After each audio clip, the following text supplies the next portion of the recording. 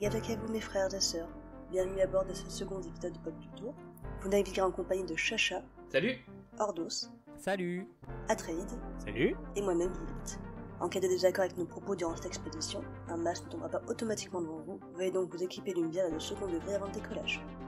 Nous espérons que vous passerez un agréable voyage en notre compagnie. Attachez vos ceintures et vos casques et c'est parti pour l'aventure.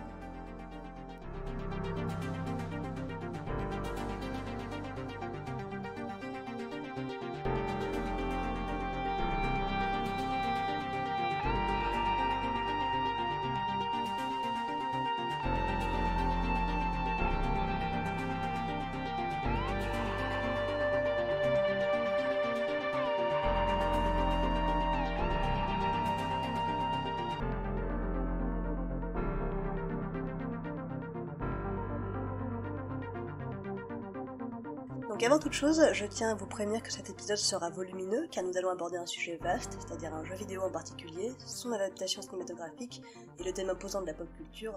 Donc il sera découpé en deux parties, en deux épisodes, mais surtout pour pas que vous endormiez en plein milieu.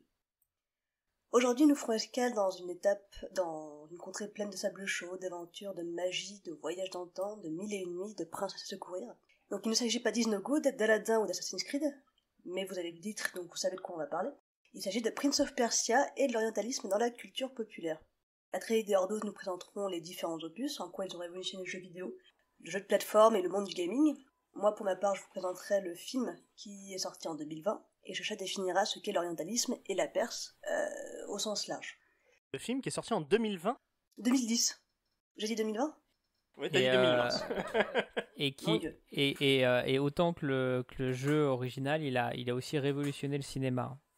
Ouais, tu sais, mais je crois que s'il était sorti en 2020, est-ce qu'il serait meilleur que ça? Non. Non, donc ça va, c'est pas grave. Et une dernière chose avant de réellement lancer notre pop épisode, je vais vous donner une anecdote que vous ne pourrez pas ressortir en société. Saviez-vous qu'un citronnier, communément appelé lime de Tahiti, peut être aussi qualifié de lime de Perse? Donc bienvenue à ce podcast que je vais finalement intituler Jardinage et jeux vidéo. On valide. Allez. On valide. C'est bon. C'est bon. Alors du coup, Atreide et Ordo, je vous laisse nous présenter le jeu vidéo. Oui. Alors, 2 minutes. Alors pendant ce temps-là, je posais une question. Est-ce que vous pouvez déjà me répondre, un de vous deux, pendant que Ordos cherche ses notes, à quelle tranche d'âge s'adresse ce jeu vidéo? Est-ce qu'il y avait une tranche d'âge en particulier? Alors moi, de ce que j'ai pu en voir, je dirais quand même pas mal à adolescents, même si les premiers jeux forcément ont vieilli aujourd'hui, donc faut être prêt à accepter ça comme pari. Mais oui, dans le ton et dans les scénarios, l'esthétique qui est mise en avant, etc. Ouais, je dirais qu'on est sur quelque chose d'adolescent, c'est-à-dire que c'est pas des jeux pour enfants tout joyeux, tout coloré. C'est pas non plus une licence qui aborde une profondeur de texte et une subtilité particulièrement prononcée. Je sais pas ce que t'en penses, Chacha. Est-ce que des joueurs d'aujourd'hui, enfin des joueurs de 30 ans ou de 40 ans s'ennuieraient dessus? Je pense que c'est une vieille licence maintenant, puisqu'il n'y a pas eu de nouveau jeu depuis longtemps, et que c'est une licence qui a commencé dans les années 80, donc nous, on avait envie d'en parler parce que ça nous avait tous un petit peu marqué quand on était plus jeunes, à différents degrés, hein. On a été tous très contents de savoir que Ubisoft reprenait la licence et lançait un jeu au moment où il l'a reprise. Mais les très vieux jeux, c'était un peu... Enfin, dans mon souvenir... C'est un peu mes premières expériences de plateforme sur ordinateur, même si je sais qu'il y a plein d'autres jeux qui sont sortis sur DOS. Mais quand même, celui-ci, à la fin au tournant années 80-90, il avait quelque chose de vraiment particulier. Il fallait découvrir, explorer. Et puis n'importe quel piège pouvait vous tuer en un coup, et c'était ultra frustrant. Est-ce que tu peux expliquer ce que c'est un DOS? Ah, DOS. Ah, c'est un système d'exploitation, je pense. Je ne sais pas, je crois, c'est ça. C'est un système d'exploitation qui, en même temps que Windows, permettait une interface utilisateur qui était beaucoup plus facile d'accès, puisque vous aviez l'idée révolutionnaire des fenêtres qui permet de voir ce qu'il y a comme fichier et de mettre une petite icône graphique à chacun de vos fichiers. DOS, on est vraiment dans la base un peu dans la base de l'interface homme-machine, puisque vous avez des commandes que vous devez taper avec votre clavier dans un environnement qui est noir et blanc, où en blanc c'est ce qui est écrit, en noir c'est le fond, et vous ouvrez des dossiers comme ça, vous avez accès à vos fichiers comme ça, mais on parcourt cet environnement par des commandes faites au clavier. Voilà, j'espère que je n'ai pas trahi vos compétences à trader Ordos. Est-ce que Ordos a retrouvé ses notes pendant ce temps-là? Oui, non, c'était pas mes notes, mais non, parce que bon, on est, je cherchais à avoir un petit peu plus de calme. Donc, bah, merci de ce petit résumé, hein, Chacha et Atreide. Pour info, nous, on l'a découvert sur DOS. Le premier Prince of Persia, à la base, il est quand même fait pour Apple II. Qui était donc Apple. Je vais pas décrire Apple, hein, on connaît tous cette société grâce au Pomme, il me semble. Oui, Pomme, voilà, Pomme. À ne pas confondre avec l'artiste de l'année 2020, 2021, 2020, je sais plus.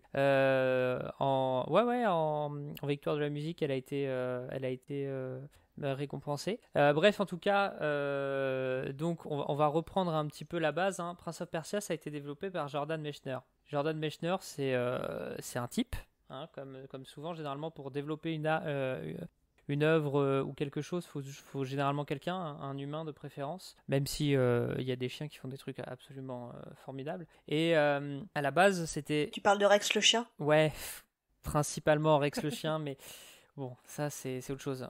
Shatran aussi, paix à son âme, enfin paix aux 45 Shatran pendant le tournage. Je savais pas qu'il codait, Shatran. Non, en plus de tomber de falaise ou de se casser la patte. Non. Bref, on va reprendre. Alors, Jordan Mechner.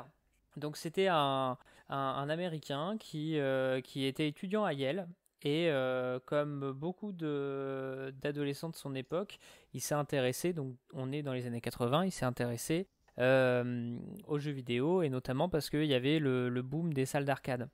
Donc, nous, on connaît pas trop les salles d'arcade, surtout. Alors, on a eu les web. C'était quoi, les web cafés, les cybercafés, cybercafés, voilà.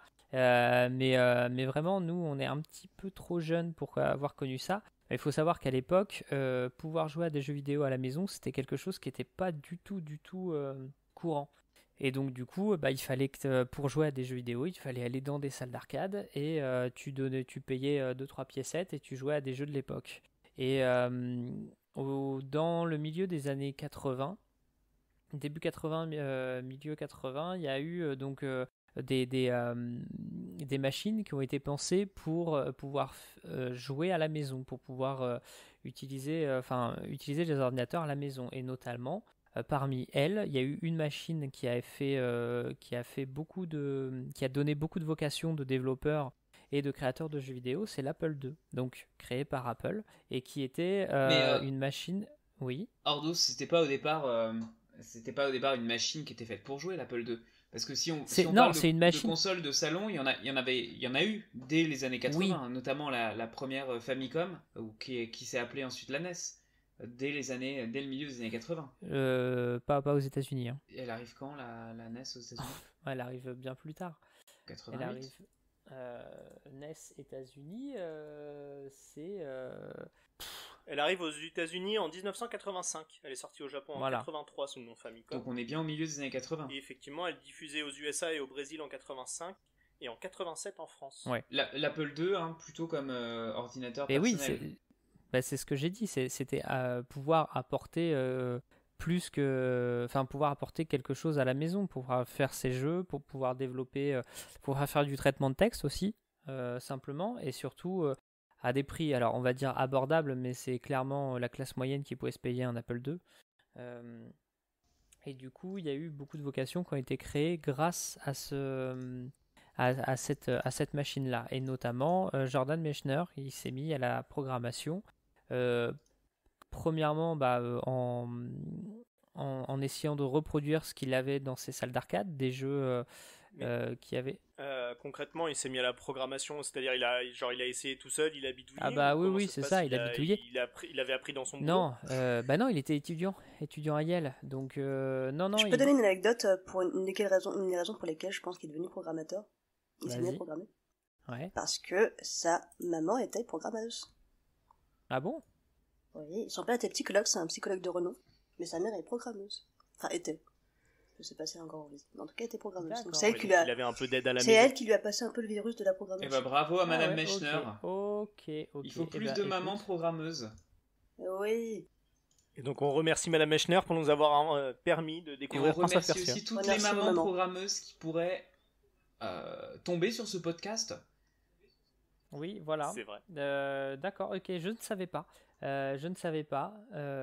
C'est cool. Du coup, c'est peut-être aussi pour ça qu'il a eu un Apple II à la maison. Ça joue peut-être. Sûrement. En tout cas, il a commencé donc à vouloir développer des jeux qui ressemblaient aux jeux d'arcade qu'il avait dans ses salles.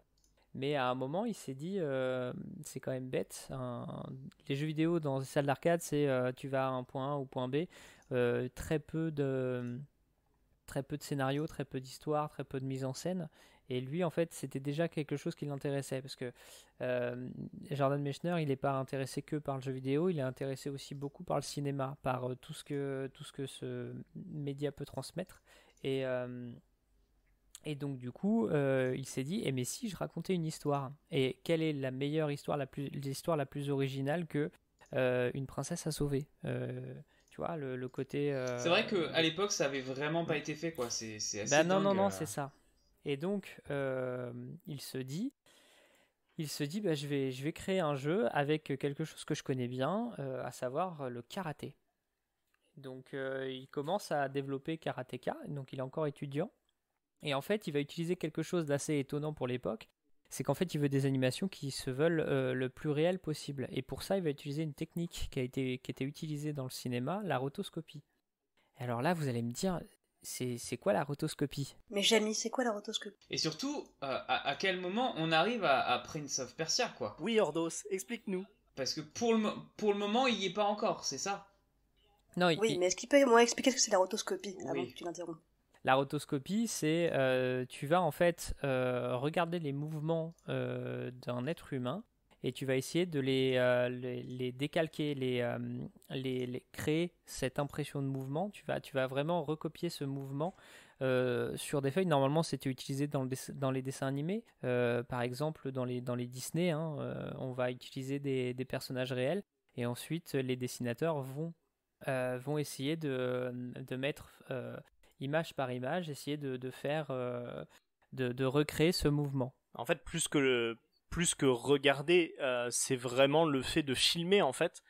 Et sur ce film-là, on va venir image par image recopier le mouvement, et dans le but justement de recréer quelque chose de réaliste. Et du coup, effectivement, c'était l'une des premières fois où c'était utilisé dans le jeu vidéo. Et avant, effectivement, ça s'est vu dans l'animation, et notamment dans le film du Seigneur des Anneaux de Ralph Bakshi. Ah. Est-ce que ça peut... qui a certaines scènes très réussies et d'autres qui sont étrangement effrayantes. C'est une œuvre à part entière à regarder pour le coup, mais c'est... En parlant de Seigneur des Anneaux, est-ce qu'on peut considérer que la rotoscopie c'est l'ancêtre du motion capture ou pas?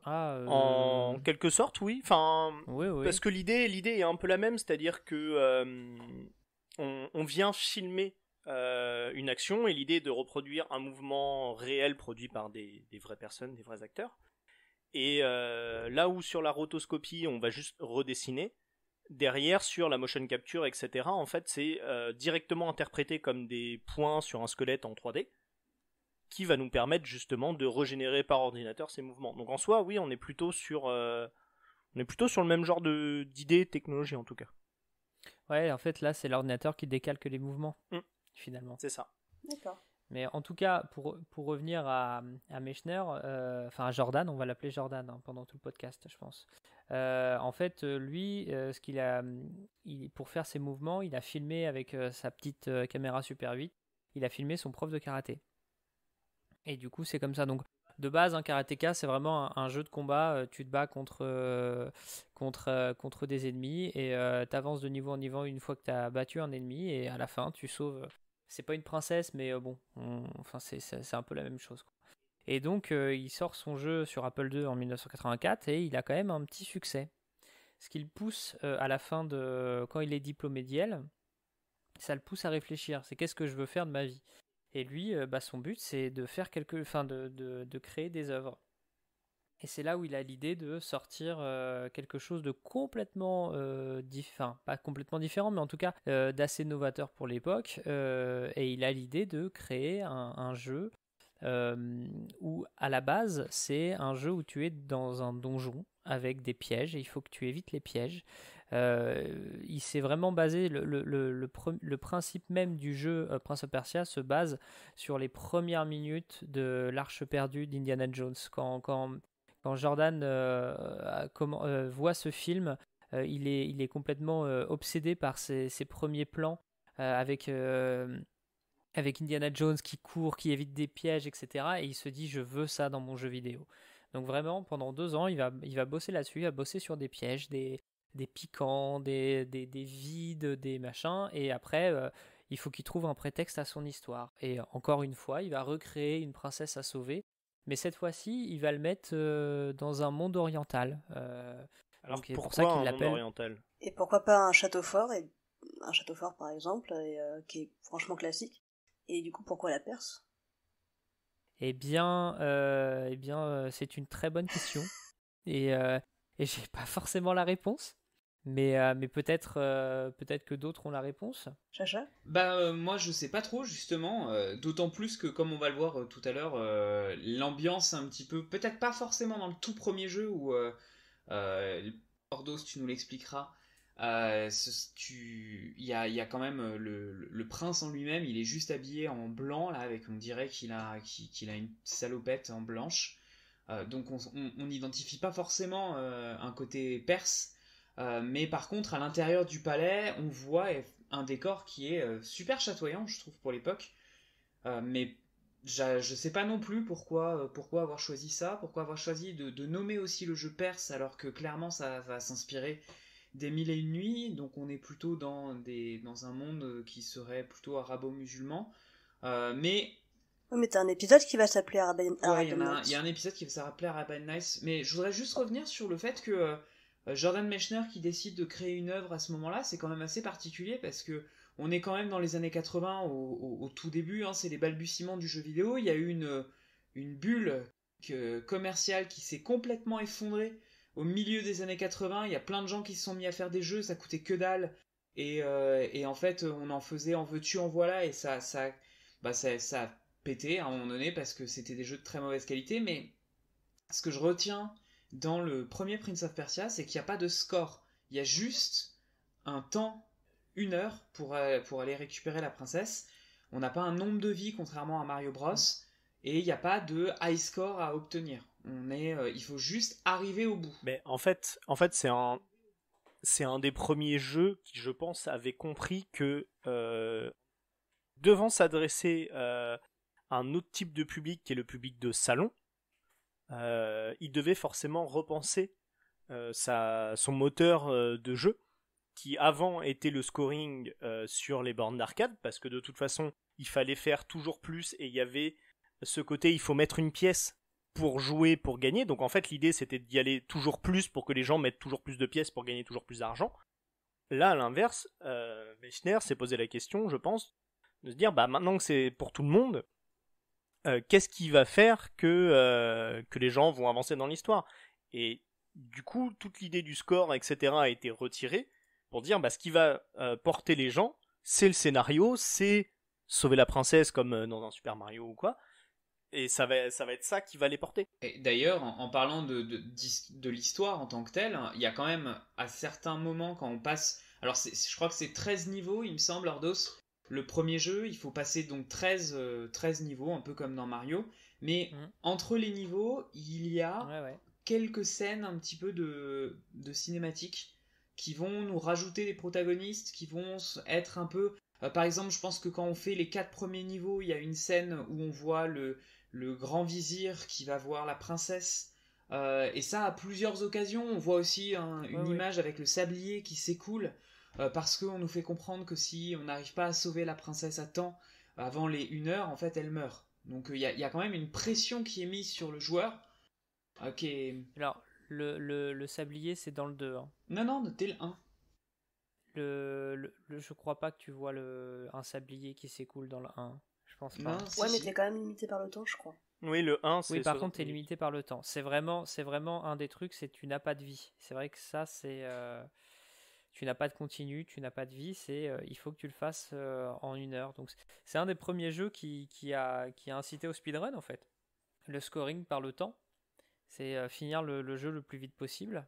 Et là-dessus, c'est vrai que c'était un peu révolutionnaire. Maintenant, effectivement, on voit bien aussi dans ce jeu-là cette volonté de faire une mise en scène. Même si le scénario est très simple, hein, c'est un vizir, il veut prendre la princesse, le prince est mis dans un cachot, etc. On voit bien que c'est quelque chose, un scénario assez bateau. Maintenant, pour revenir sur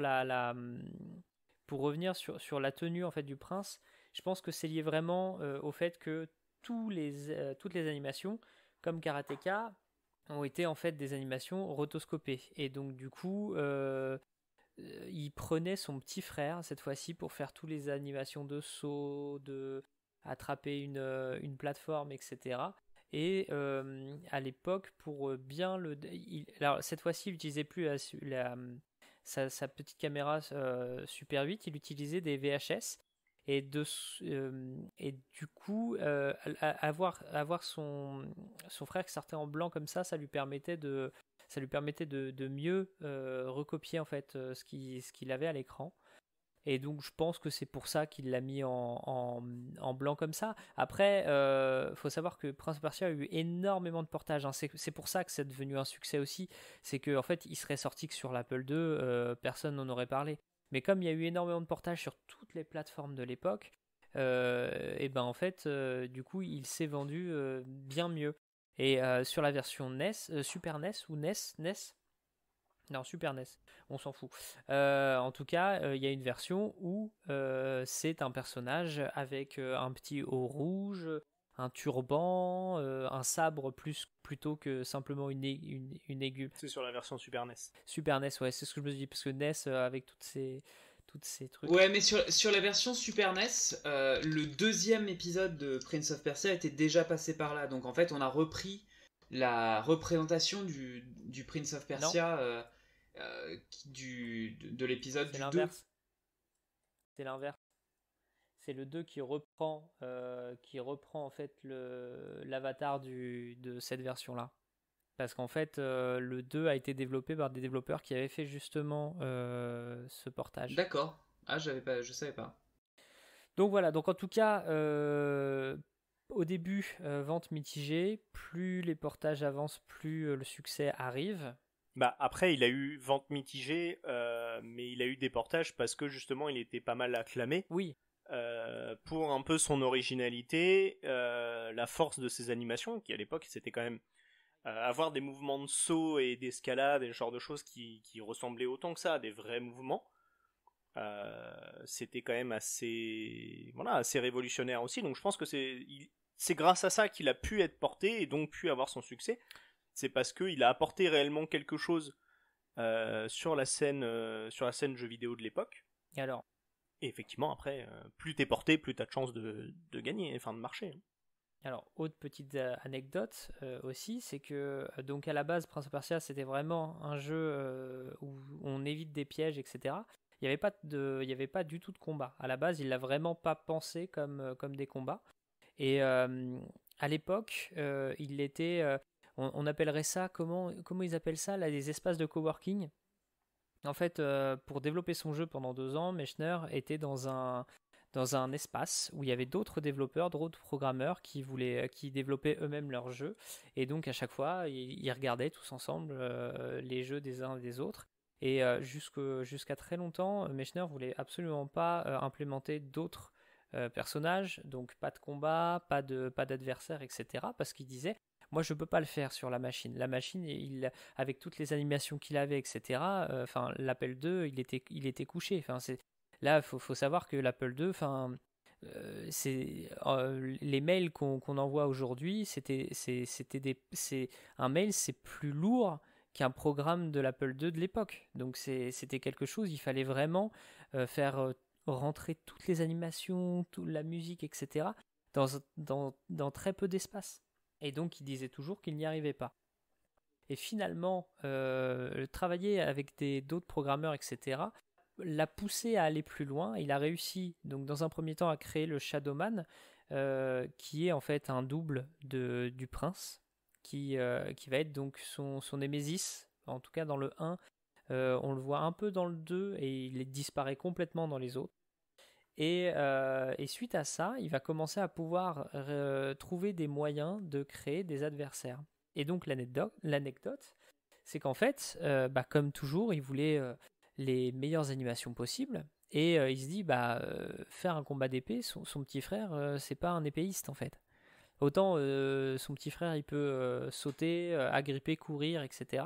Autant pouvoir faire un combat, comment il faisait. Surtout qu'il n'avait pas d'épée à l'époque. Disons que se trimballer avec une épée, c'est quand même mal vu dans n'importe quel endroit du monde. Donc du coup, ce qu'il a fait, c'est qu'en fait, il a complètement repris les mouvements du film de Robin des Bois de 1938. Le combat de fin avec le shérif de Nottingham et Robin des Bois, il y a un combat d'épée, et en fait, c'est exactement les mêmes mouvements que l'on peut avoir dans le jeu Prince of Persia. Donc il a pris la vidéo et il a fait pareil, il a rotoscopié de la même façon, il a redessiné sur les mouvements de la vidéo. C'est ça. C'est exactement les mêmes... c'est assez impressionnant à voir. Hein. Et c'est comme ça, du coup, qu'il a fait tout son combat. Voilà. Ok. Donc je sais pas si vous avez d'autres trucs à dire sur le premier. Bah non, mais on peut peut-être s'intéresser un petit peu à tout ce qui est derrière, parce que là on a beaucoup parlé de l'impact du jeu, mais peut-être qu'on peut essayer de regarder d'où vient un peu tout ce mélange, le nom de Jafar, l'idée de la princesse, etc. Parce que le nom de prince. Oui, alors qu'il n'y a pas de nom à ce moment-là, hein, mais il a un nom dans le film en tout cas. Oui, mais il a un nom dans le film et je crois que c'est l'un des seuls endroits où il a un nom. Oui, parce que sinon il n'est jamais nommé. Oui, il me semble que dans tous les autres jeux, il n'est pas nommé. Bah ouais. Je vais donner une dernière anecdote inutile après. Peut-être que ça servait un petit peu le propos, parce qu'en ne nommant pas le prince, ça permet aussi de s'y identifier. C'est quand même, il faut quand même pousser... à l'époque, le joueur est principalement masculin. Il faut pousser le joueur masculin à aller sauver la princesse. C'est un truc assez classique, hein, finalement. Bon, après... Et puis est-ce que ça a un intérêt aussi dans le jeu, le prince est là parce que c'est un prince qui doit reprendre son royaume et sauver la princesse. Oui, ça va pas au-delà en fait. Mais c'est assez... C'est qu'il a pas besoin de nom non plus. Bah oui et non, parce qu'en fait, d'un côté, il veut un jeu qui est beaucoup plus scénarisé, donc qui se rapproche beaucoup plus du cinéma, etc. Et il nomme pas son perso, tu vois. C'est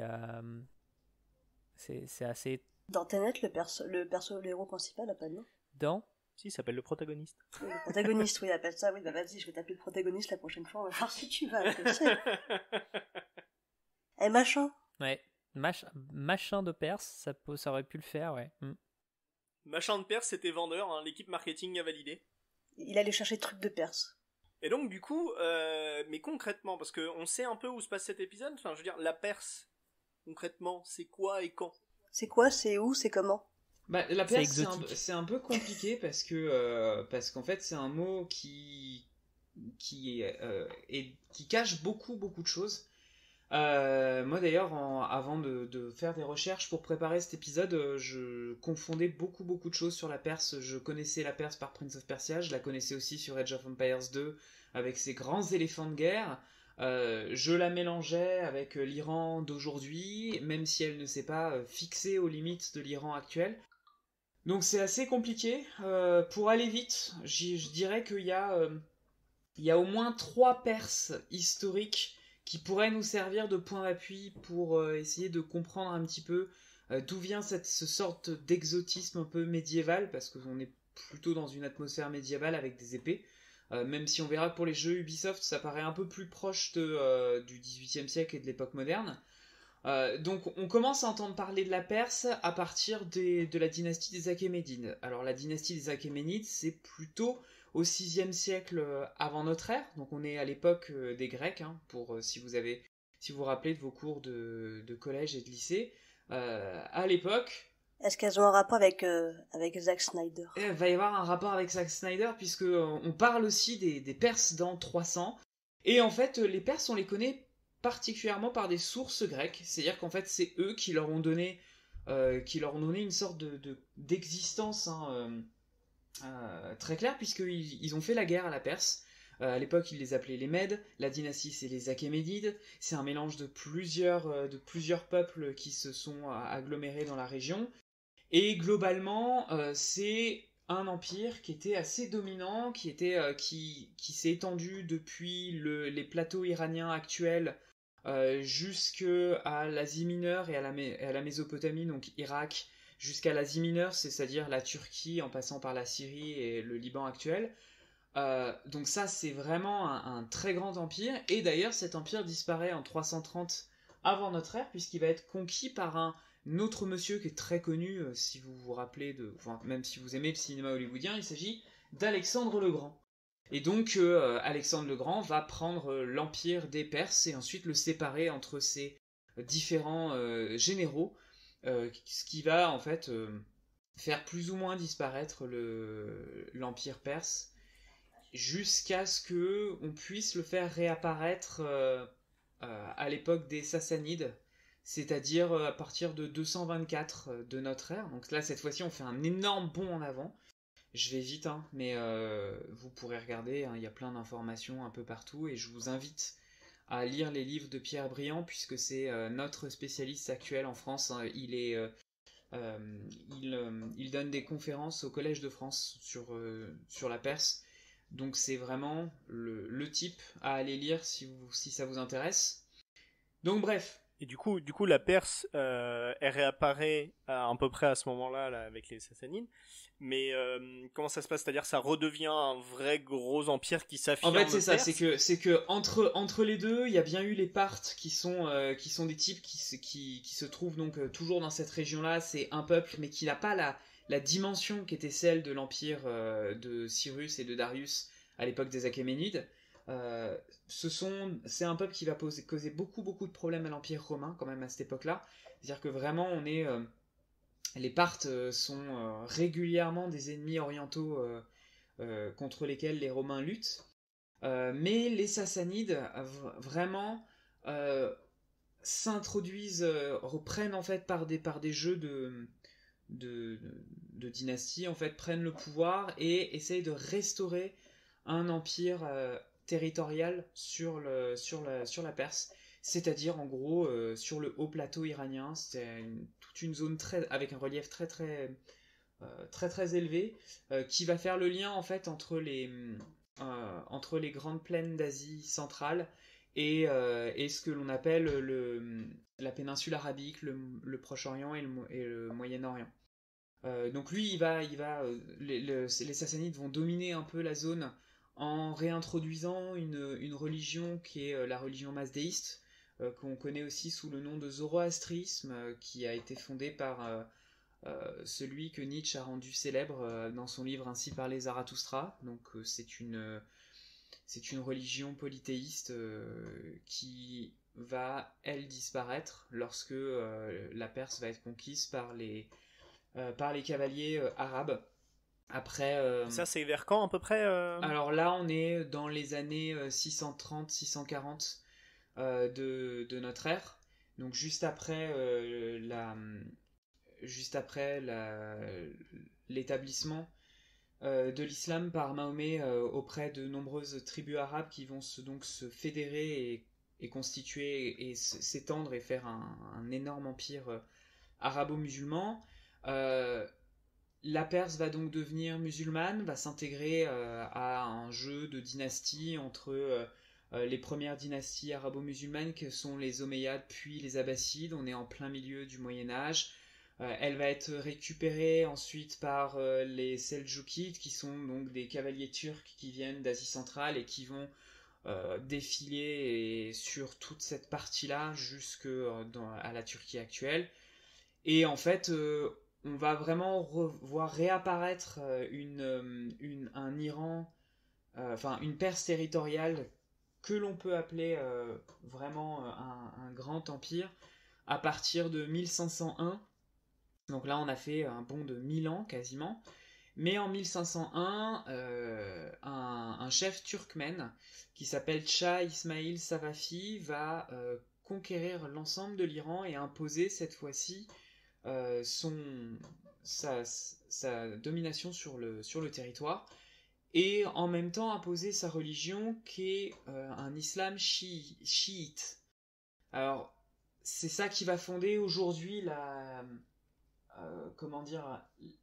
l'identité nationale iranienne, c'est-à-dire un mélange d'une origine perse, c'est une langue différente de l'arabe, c'est une culture différente, et en même temps une religion qui n'est pas la religion majoritaire dans l'islam aujourd'hui, qui est le sunnisme.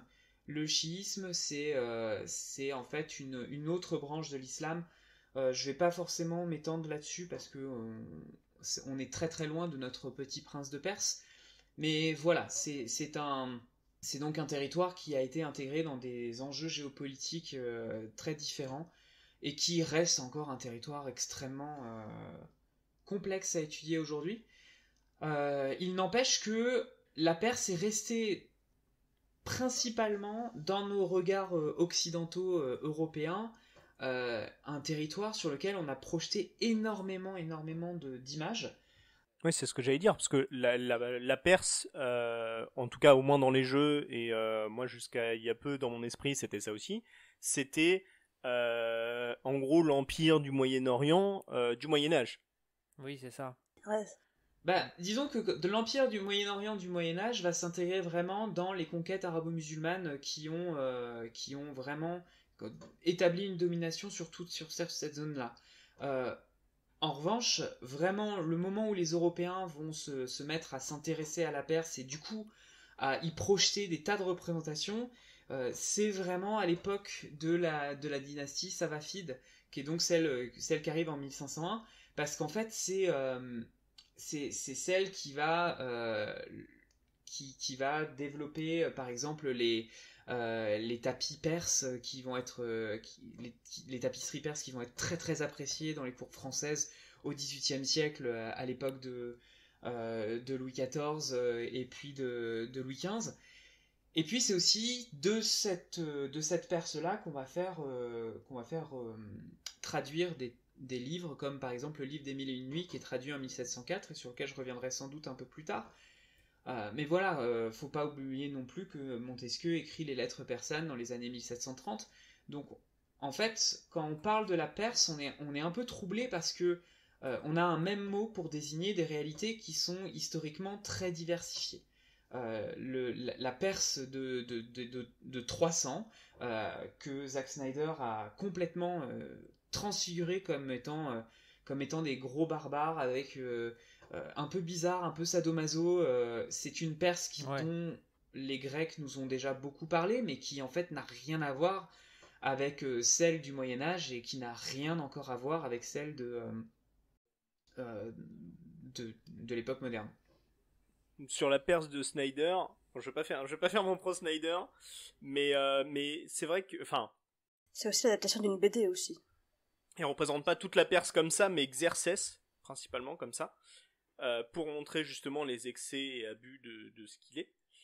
Et c'est propre à une thématique qu'il aborde régulièrement dans ses films. C'est ce côté Xerxès se voit comme un dieu pour son peuple. Et donc du coup et en fait tout le but du film est de montrer qu'il est tout sauf un dieu et qu'il est complètement faillible en fait. Oui. D'où ces excès et d'où ces choses là. Mais après la Perse elle est représentée au travers des Spartes et en fait on n'en voit rien. On voit juste des armées envahir un territoire. C'est vrai.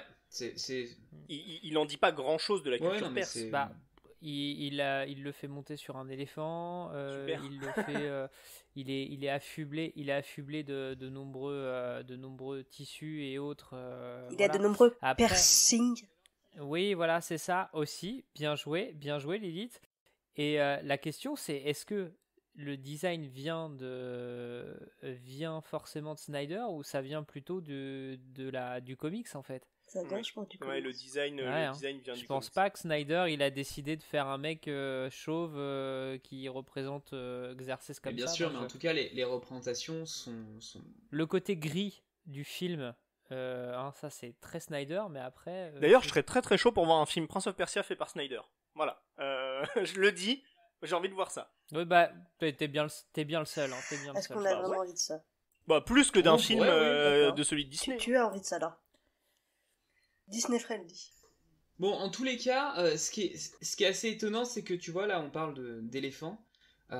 Et en fait, c'est un peu le problème avec tous ces empires dont on a donné des noms, c'est que c'est des entités territoriales énormes, mais vraiment, c'est des milliers et des milliers de kilomètres. La superficie actuelle de l'Iran, par exemple, c'est 1 648 000 km². Si vous comparez par exemple avec l'Allemagne fait 357 000 km². Et là, on parle de l'Iran. Et alors, à l'époque de la Grande Perse, celle des Sassanides, puis celle des Savafides, on est dans un territoire qui peut, à certains moments, avoir englobé Bagdad. Parce que c'est un peu pour ça qu'on confond, hein, dans les Mille et une nuits, on va avoir tendance à confondre Perse et Arabie. C'est que, en fait, pour beaucoup d'Européens au XVIIIe siècle, la Perse, elle peut s'étendre jusqu'à Bagdad. Et les contes des Mille et une nuits auraient été écrits à l'époque du calife Haroun al-Bashir, qui avait installé sa capitale à Bagdad.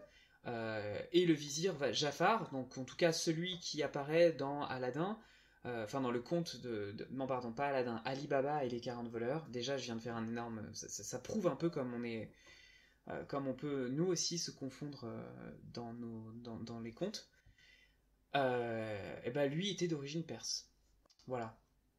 Donc en fait, je pense que l'inspiration de Prince of Persia, pour ses décors, que ce soit d'abord dans le premier, parce qu'après on pourra parler du deuxième qui va être un peu plus divers, est clairement en fait une mise en jeu vidéo de contes des Mille et une nuits. Puis de la représentation très occidentale de ce qu'est la Perse, quoi. Ce qui est l'Arabie, en fait, finalement. Parce que du coup, Oui. c'est pas clair pour Et les du gens. coup, cette vision, est-ce que par la suite elle change? Comment ça se passe du coup Comment ? Je disais du coup cette vision de la Perse et du côté oriental, est-ce qu'elle évolue un peu dans sa suite, dans Prince of Persia 2? Ah, elle évolue complètement. Prince of Persia 2, c'est une révolution à l'époque. Parce que, enfin, une révolution, je troll un peu, mais en vrai, c'est le 1, mais sauf que, en fait, déjà, il est plus tout seul, hein, Mechner a développé, il est entouré d'une équipe qu'il appelle la Pop Team, qui est... ils sont une dizaine de développeurs et en fait c'est eux en fait qui vont porter plutôt Prince of Persia 2 parce que Mechner déjà lui se détache un peu du jeu vidéo, il a envie de faire autre chose, il a envie de faire du cinéma, il a envie de faire et donc en fait il va être principalement alors pas encore consultant, il va être plutôt designer, game designer en fait sur le 2, mais c'est pas il va pas faire une seule ligne de code en fait dans le 2. Et donc le 2, c'est des graphismes assez beaux à l'époque, une vraie bande son. Dès que tu sors, en fait, déjà tu as une cinématique, donc c'est que des images qui ont un fondu, etc. Mais tu as vraiment une impression de scène où le prince, donc à la fin, il faut savoir, hein, il a récupéré la princesse quand même à la fin du 1. Donc tout est bien qui finit bien, etc. Dans le 2, ils vont se marier. Et là, d'un coup, on se rend compte qu'en fait, ils se marient, mais le prince qui va se marier, finalement, c'est le vizir du 1 qui s'est transformé en prince, alors que le vrai prince s'est fait capturer. Enfin bref, un truc... oh là là, c'est... Déjà, le scénario est plus compliqué. Hein. Et donc, comme il y a un imposteur, il y en a deux pendant le mariage, il y en a deux qui arrivent, etc. Le vrai prince, il est sur le point de se faire attaquer par les soldats et donc il saute du palais et il doit s'enfuir. Et donc ça arrive sur une scène où on voit donc le prince, notre personnage qui saute, qui casse une fenêtre, qui arrive sur les toits et là qui doit se battre. Il y a une comparé au 1 où en fait tu te battais toujours en 1 versus 1 puisque Mechner avait eu du mal à implémenter des soldats, etc. Là dans le 2, dès le début t'en as 3 qui arrivent sur toi, tu leur donnes un coup, ils tombent, etc. C'est vraiment on va jusqu'au bout de l'animation, des effets, etc. C'est assez impressionnant, alors en tout cas pour nos yeux d'enfants, parce que nous on l'a découvert, on était tout petits. Et puis le lien direct avec le cinéma est clairement, Ouais. donné. C'est-à-dire qu'on commence un niveau non pas avec une porte qui se ferme ou avec un point de départ, on commence le niveau par un prince qui saute d'une fenêtre et on est tout de suite attaqué, quoi. Il faut juste sortir son sabre et effectivement les ennemis n'ont... Il le sort tout seul. Il le sort tout seul, c'est Encore. vrai. Les ennemis n'ont qu'un point de vie et ils tombent. Mais alors là, par contre, on est sur des décors qui sont beaucoup plus travaillés. On est dans au niveau architectural, on sait qu'on n'est pas chez les Achéménides, ça c'est clair. Mais on va vite quitter en fait cette première ville pour... Enfin, tu sais que t'es chez... Toi, tu le sais que t'es pas chez les Achéménides. Moi, à l'époque, j'avais 6 ans. Bah oui, bien sûr. Je savais pas où j'étais. Hein. Mais en tout cas, on est en Perse. C'était cool. En Perse. J'étais un prince et j'étais en Perse. Et voir en Perse 2 même. C'est ça qui est assez impressionnant. On quitte en fait... Juste après ça, on quitte une ville parce que le prince s'enfuit sur un bateau. Et le bateau, ensuite, va nous emmener dans les différents autres niveaux. Et là, contrairement au premier, où on n'était qu'à l'intérieur d'un palais, là, cette fois-ci, est-ce que l'un ou l'une d'entre vous peut nous résumer quels vont être les différents tableaux dans lesquels le prince va évoluer dans ce deuxième opus? Tu fuis dans un bateau. Le bateau coule. T'arrives sur une île déserte.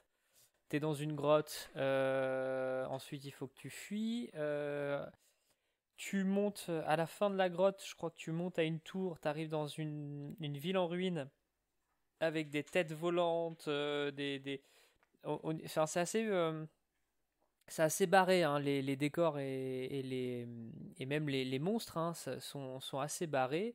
Il y a quoi? Ensuite, t'arrives dans un univers d'hommes faucons. Enfin, en tout cas, ils ont une tête, c'est pas des faucons, c'est une tête d'aigle. Ils portent une tête d'aigle. Dans les montagnes. C'est Dans les montagnes. Ah bon? Ouais, je crois. Ouais. Ah oui, t'as raison, c'est dans les montagnes puisque et ensuite donc tu arrives donc dans cette zone-là, donc complètement rouge. Donc c'est dans une forteresse de ces gens-là. Et à la fin, tu montes, tu as une flamme bleue, tu lui donnes un morceau de ta vie pour pouvoir retourner. Putain, je sais plus, enfin c'est barré, hein. C'est barré. Et à la fin, donc tu retournes quand même au palais et maintenant tu as des pouvoirs et et ton but c'est du coup de tuer le vizir qui va faire s'enfuit dans une dimension parallèle. C'est ça, et tu le bats qui est sous forme d'échiquier. Voilà, et c'est donc avec des membres de la famille royale à la place des pièces de l'échiquier pour le fond. Hein, tout est prétexte à créer des niveaux qui sont spectaculaires quand même, avec énormément de détails, etc. Et toujours la même chose, c'est 60 minutes pour le finir. Et c'est vrai que par rapport au 1, il est assez impressionnant. Gros succès, hein, porté sur de nombreuses machines. Mais c'est vrai que Mechner, à l'époque, lui, on est en 93 quand il sort, et lui, il est en train de tourner un documentaire. Et donc du coup il a un petit peu, et il vit en France aussi, hein. Petite anecdote, c'est quand même sympa de se dire il mange des croissants tout en développant des niveaux pour Prince of Persia 2, c'est quand même chouette.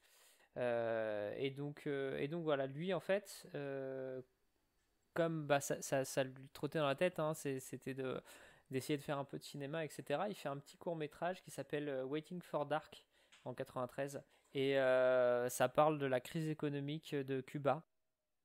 Et voilà, c'est à peu près tout ce que j'ai pu avoir dessus, puisque j'ai pas réussi à retrouver quoi que ce soit sur ce petit court métrage. Mais apparemment, il a eu quand même son petit succès d'estime. Et donc du coup, il se détache vraiment complètement de l'histoire, enfin du jeu vidéo en fait. Prince of Persia, il a lancé le truc. Il a toujours un peu les royalties, mais il intervient de moins en moins. Et donc du coup, dans le 2, il est impressionnant pour l'époque, mais c'est pas forcément grâce à Mechner en fait. C'est grâce à l'équipe qui s'était déjà impliquée dans le 1, dans les portages etc. Mais un petit peu moins à Mechner. Même si, attention, hein, je dis pas qu'il a rien fait. Il a fait des niveaux, il a fait tout ça, mais en tout cas, c'est pas lui qui a implémenté le jeu, quoi. Ok. Et ce scénario, du coup, c'est-à-dire, il est prétexte en fait pour pouvoir faire presque une démo technique de ce qu'est capable de faire le jeu avec tous ses décors variés, etc. Ou alors, c'est une espèce de vraie volonté qui donne un espèce de gloubi-boulga d'idées qui est pas simple à suivre. J'aurais peut-être dû le refaire entièrement de A jusqu'à Z pour le podcast. À l'époque, on y jouait, tout était en anglais. Je suis pas sûr d'avoir tout compris. Peut-être qu'il y a plus de texte que dans mon souvenir, hein, mais je crois que c'est vraiment beaucoup plus graphique que textuel. Hein. Et donc, du coup, non, je pense que le scénario se veut complexe parce que, ok, tu sauves une princesse, mais il fallait ajouter énormément de choses. Donc, il y a un prétexte de fuite, c'est toujours la fuite pour revenir plus fort, ça change pas. Après, le fait que tu prennes que tu sautes sur une statue de cheval qui d'un coup devient réelle et commence à t'emmener comme ça parce que le cheval peut marcher, vole à moitié et il t'emmène dans une autre forteresse, etc.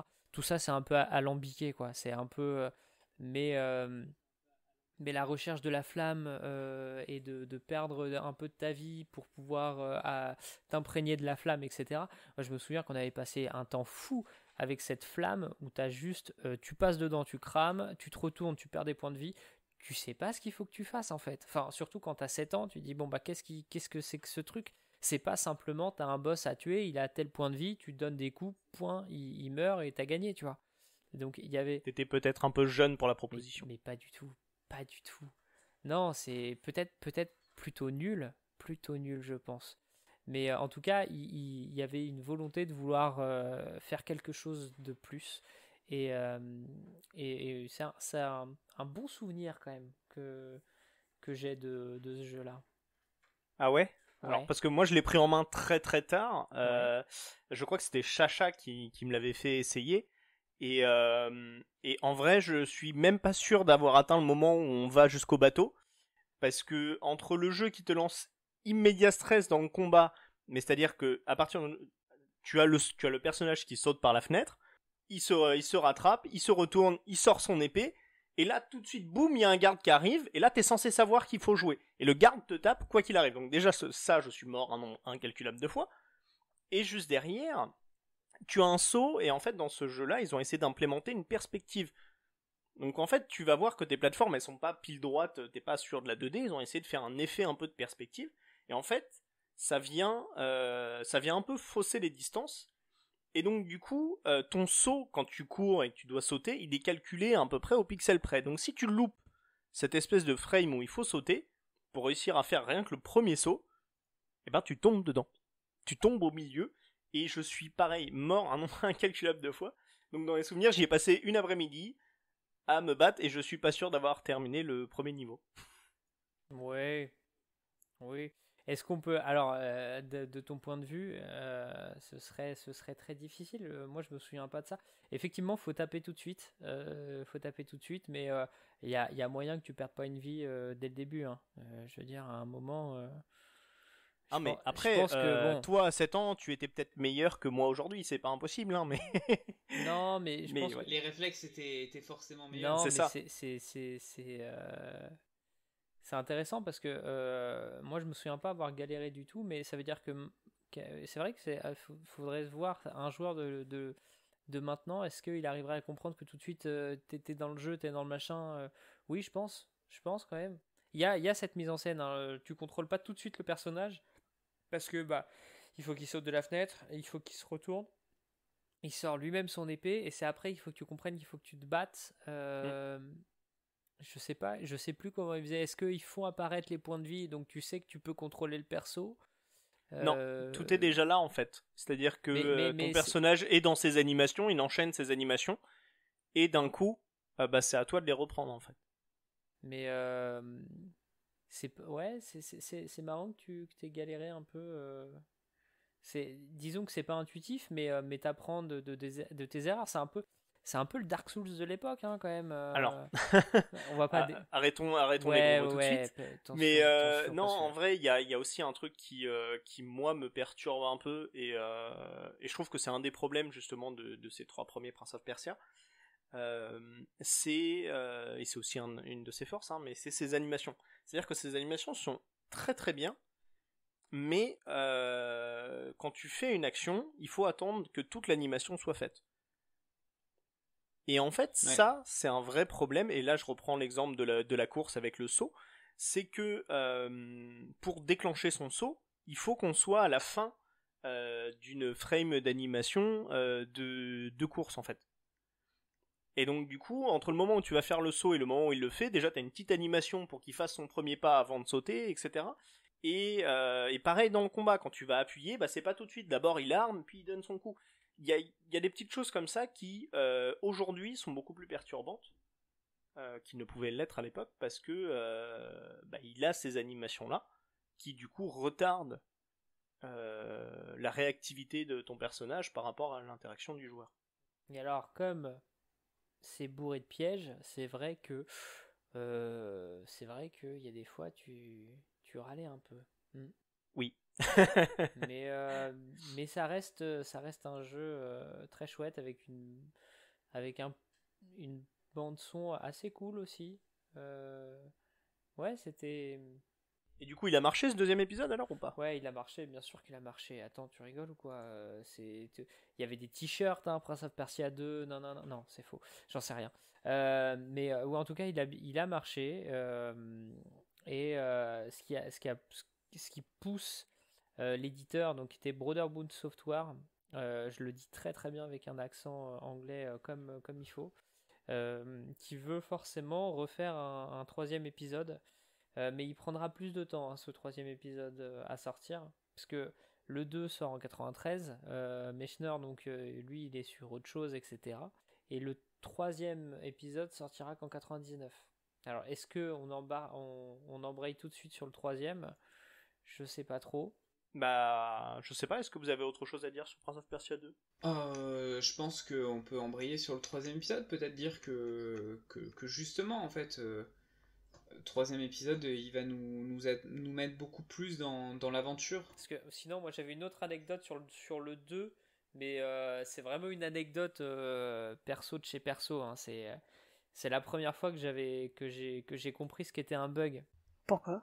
Parce que il y a un niveau où en fait on doit se battre contre un squelette qui est invincible.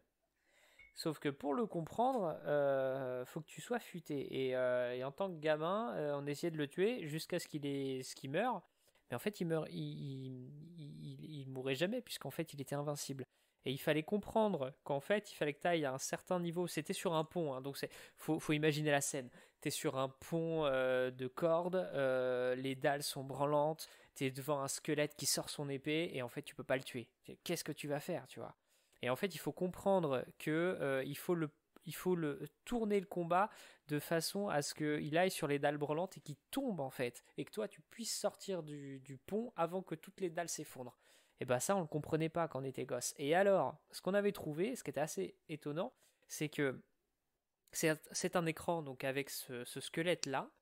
Quand on redescendait de l'écran, on arrivait sur un autre écran donc qui était, il y avait des plateformes, etc. Et tu avais une tête du prince qui était en bas à droite de l'écran. Et on se disait, oh là là, c'est peut-être un double qui nous regarde, etc. Et alors quand tu remontais, le squelette avait complètement disparu. Ce qui fait que cette énigme-là, ce puzzle, à l'époque, on l'a complètement passé parce qu'il y avait ce bug-là, tu redescendais, tu remontais, le squelette avait disparu, et donc tu courais, et en fait tu passais le pont, etc. Et quand on a compris bien plus tard qu'en fait il fallait pas exploiter un bug comme ça, Et c'est là où je me suis dit, ah ouais, en fait, c'est ça un bug. Ok, donc il y en avait à l'époque, et pour faire des patchs, il n'y avait pas Internet, quoi.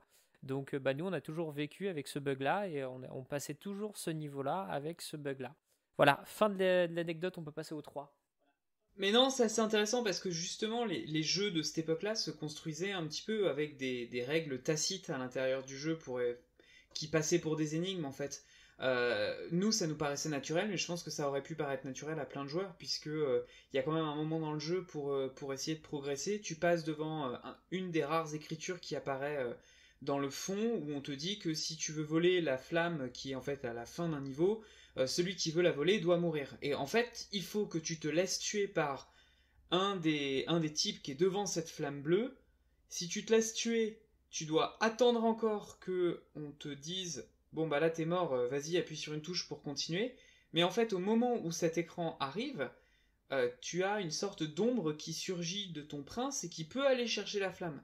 C'est quand même tordu quoi. C'est-à-dire qu'en fait il faut quand même faut quand même tester toutes les limites d'un jeu vidéo, toutes les limites du code que l'on a nous inscrit dans nos comportements de joueurs de jeux vidéo pour pouvoir aller jusque là quoi. Et c'est ça qui fait que on est dans un jeu mais qui est vraiment un jeu d'aventure et qui va prendre en fait son son vocabulaire dans tous les films d'aventure des années 80. Et je pense que on pourrait essayer de faire des parallèles. On pourrait faire des parallèles avec énormément de films d'aventure des années 80 qui, eux aussi, vont partager un même lexique, quoi. Des ruines, le fait de voyager beaucoup pour essayer de trouver la solution d'aller contre un usurpateur. Enfin, finalement, les derniers Star Wars ne sont que ça en fait aussi. Hein. C'est des voyages pour mettre à jour un usurpateur, enfin que ça. C'est vraiment assez intéressant. Et puis les pièges et les énigmes, bah, c'est quelque chose qui va être inhérent au genre de l'aventure au cinéma comme dans le jeu vidéo. Ouais, donc c'est ça. Voilà. Effectivement, j'avais oublié, c'est ça. Devant la flamme, il fallait que tu meurs. C'est vrai. J'avais complètement zappé. On peut peut-être passer au 3. Ouais. Et il y a beaucoup moins de choses à dire sur le 3, hein, mine de rien. Bah, déjà, qu'est-ce qui s'est passé? Parce que le 2, c'est 93, c'est ça ce que tu disais, et 99, il y a eu le 3. des rachats en masse. Brotherhood Software a commencé à se faire racheter par Learning Company. Ou enfin, je sais plus. En tout cas, il y a eu des rachats et des rachats et des rachats, ce qui fait qu'on arrive dans tout le catalogue de Brotherhood Software, il est chez Mattel, et eux ils veulent un nouveau jeu, et en 99 c'est quand même la mode, c'est à la 3D. C'est pas la mode, c'est le passage technologique à la 3D mode qui se fait c'est dans la mode les années 90. Pourquoi forcément passer, tu vois, maintenant la mode c'est parce que l'on était dans cette course bien sûr. d'évolution technologique perpétuelle. Aujourd'hui, on le remet sûr. en cause beaucoup en se disant bah non, on peut aussi trouver du fun ça dans reste ces jeux une en mode. 2D. T'aurais très bien, il n'y a pas de contrainte technique qui t'empêchait de faire un jeu en 2D, tu vois. Non.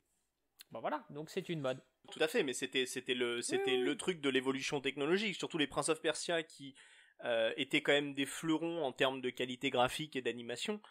Quand la 3D arrive, évidemment que tout le monde les attend au tournant pour voir comment cette licence va réussir à prendre le pas de la 3D. Et alors là, du coup, le dev est complètement chaotique. Il n'y a pas vraiment de leader en fait sur le dev, savoir où ils vont, etc.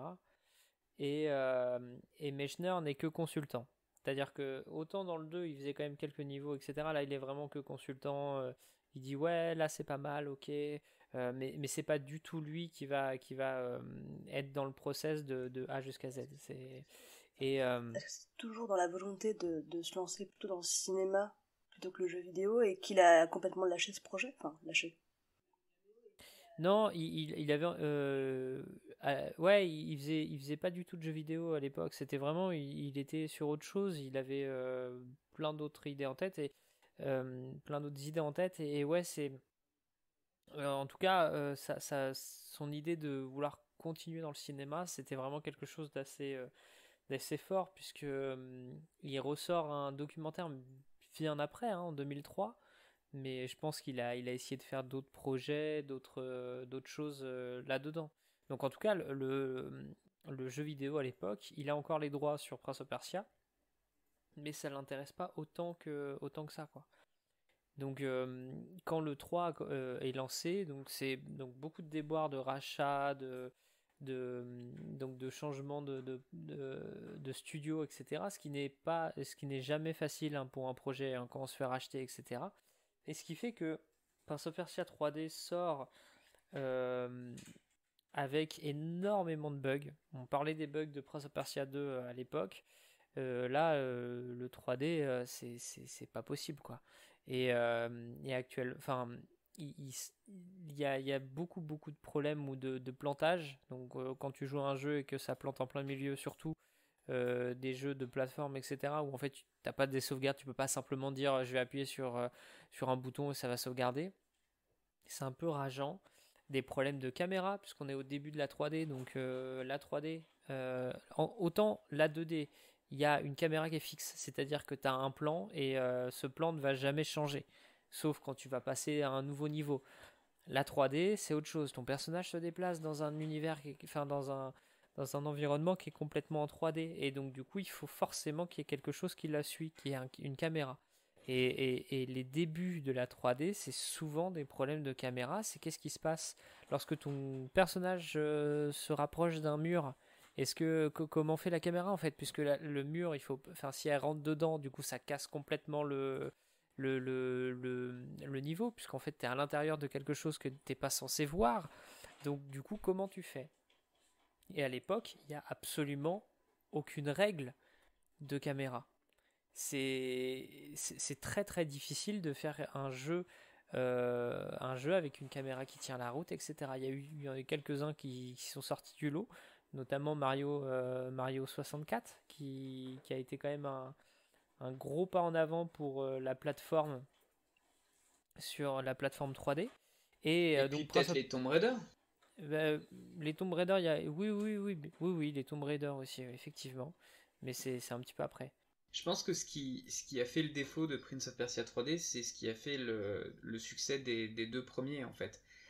C'est que, en fait, les deux premiers allaient chercher un langage dans les films d'aventure, et donc du coup, ils réinventaient une manière d'approcher le jeu vidéo en empruntant, malgré les limitations de l'époque, à un langage qui était celui du cinéma. Prince of Persia 3D, même s'il y a un travail autour des décors, on rejoue avec cette sorte d'exotisme des mille et une nuits, mais par contre, on vient piocher dans ce qui s'est construit entre-temps, c'est-à-dire le langage d'un jeu vidéo d'aventure en 3D, et notamment, on va prendre par exemple, chez Tomb Raider, dans la manière dont le prince va interagir avec l'environnement, on voit vraiment des liens avec les jeux de Lara Croft qui sont sortis à peu près à la même époque. Et alors, pire que tout, c'est que... Lara Croft, c'est 95-96, ouais, c'est ça. il me semble. Début de la PlayStation, de la première PlayStation. Et alors, pire que tout, c'est que les scènes de combat qui avaient été, tu l'as mentionné, Ordos, qui avaient été tellement travaillées, prises là aussi sur le film de Robin des Bois, là, à l'inverse, les scènes de combat du Prince of Persia 3D vont emprunter au jeu de combat qui est en calvant en poupe à l'époque. Et donc en fait, on a deux types de jeux différents. On a le jeu de phase d'exploration où on va passer des niveaux, il faut passer d'une plateforme à une autre. Et effectivement, c'est plutôt mal fait. Il y a ce problème de caméra et puis il y a cet univers qu'on a du mal à croire, même si il y a un niveau dans les airs que je trouvais assez intéressant.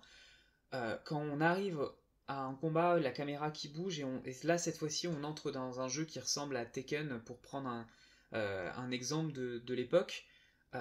Du coup les contrôles changent, il faut parer, il faut attaquer, mais enfin on a des armes différentes, et là le jeu échoue également.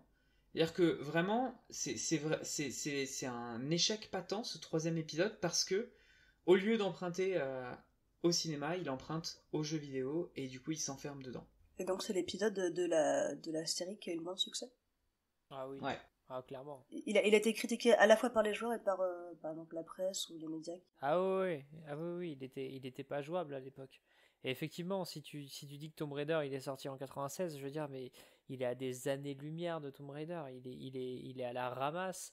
Et parce que c'était un projet qui était long, qui a été fastidieux, qui a été long, il n'a pas été lancé en 98 pour sortir en 99. Et il y avait, enfin, moi dans mes souvenirs et de ce que j'ai pu revoir, il y avait aussi un manque de savoir-faire dans la 3D, c'est-à-dire que les animations, par exemple, sont très bien, mais en soi, elles sont très mal liées entre elles. Mhm. Et donc du coup, par exemple, pour faire un saut normal qui te permet de t'accrocher aux corniches, il faut être tout droit, pile en face, bien aligné avec la corniche pour sauter. Donc tu as l'animation de course, tu t'arrêtes, ton personnage pivote pour pouvoir te recadrer, ensuite tu réavances, tu t'arrêtes, tu peux lancer ton saut. C'est hyper saccadé et il n'y a pas du tout la fluidité que tu as dans un Lara Croft Tomb Raider où à n'importe quel moment quand tu cours, tu peux lancer un saut en avant, tu peux faire un petit pas de côté alors que tu es au milieu de ta course pour te mettre à tirer, etc. Enfin, il y a vraiment il y a un monde entre un Mario 64 et un Tomb Raider et Prince of Persia. C'était bien animé, mais c'était raide et rigide comme les premières 3D des années 90, quoi. Mhm. Ça et du coup, effectivement, ça échoue complètement ce Et passage. le jeu a pris combien de temps à être produit? Parce que s'il y avait autant de bugs et que ça a quand même pris, je sais pas, on va dire, imaginons 5 ans pour être fait, ça me paraît un peu dommage d'avoir gâché un film en prenant autant de temps, vu qu'il y a eu, c'est quoi, l'autre c'était 93, donc il y a eu quand même 8 ans de différence. Pardon, 6 ans de différence. Ouais, 6 ans de différence. Ah, ils l'ont pas lancé, fin 93 parce qu'en fait après il y a eu tous les portages de Prince of Persia 2. Donc il fallait bosser sur les portages pour les sortir, mais je pense que Ce que t'appelles un portage, c'est une adaptation vers une autre plateforme de jeu. plateforme, ouais. Et donc du coup, il y a eu ça à gérer. Et ensuite, il y a eu plusieurs. Alors, je sais pas si c'est plusieurs studios, mais en tout cas, comme je te dis, il y a eu des rachats, etc. Il y a eu des directions différentes pour le même jeu. Et chaque nouvelle tête pensante du studio, de l'éditeur, etc., disait ah oui, mais ça, il faudrait faire ça comme ça, ah oui, mais ça. Et ce qui fait que ça. Mais il me semble avoir vu justement que le projet du jeu qu'on a eu. Alors après, il y a peut-être eu plusieurs projets avortés avant, mais il me semble que en fait, il date pas du tout de 93, mais justement peut-être plus de 97, 98 en fait. C'est-à-dire que le jeu a été fait assez rapidement parce qu'il y avait besoin de finances aussi.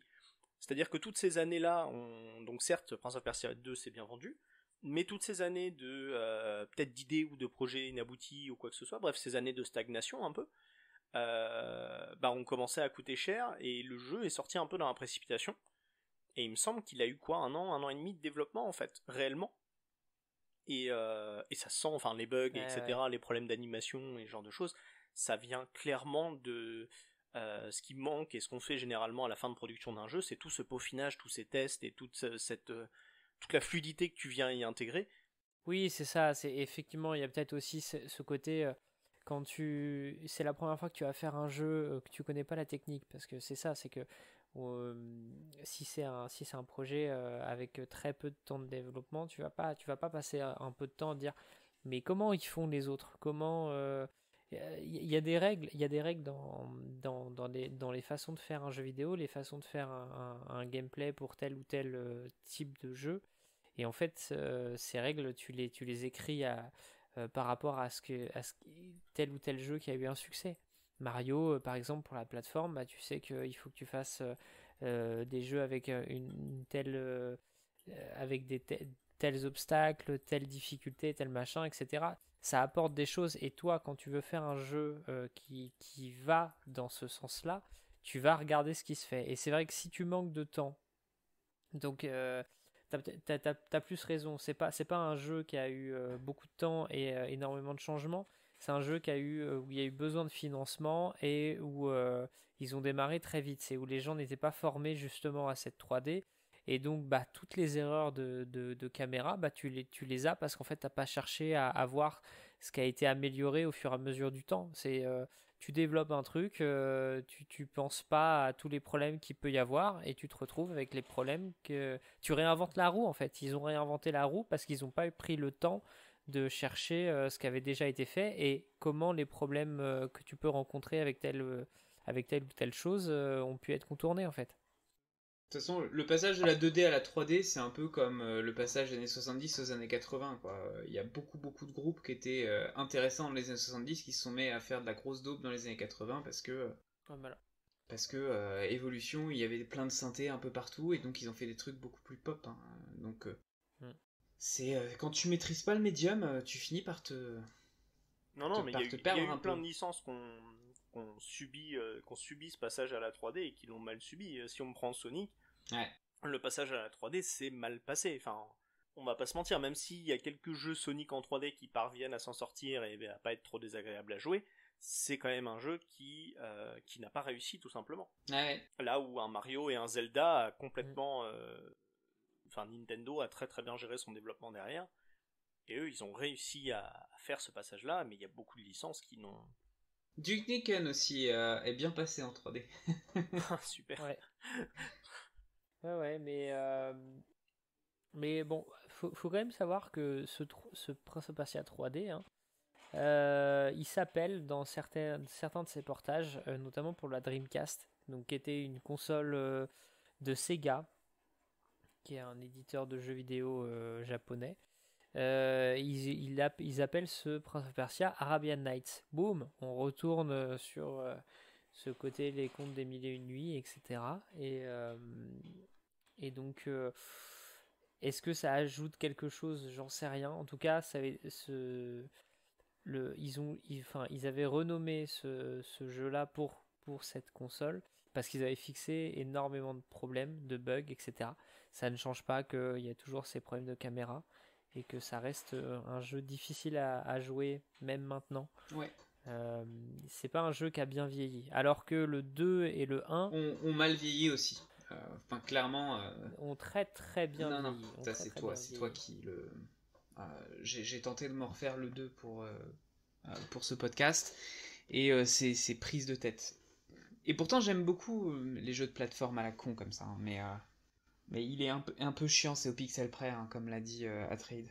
Mais alors du coup, avec ce portage en 3D tout de même, on va entrer dans un univers qui peut s'exprimer un peu plus, parce que les prouesses techniques vont permettre de développer un petit peu les décors.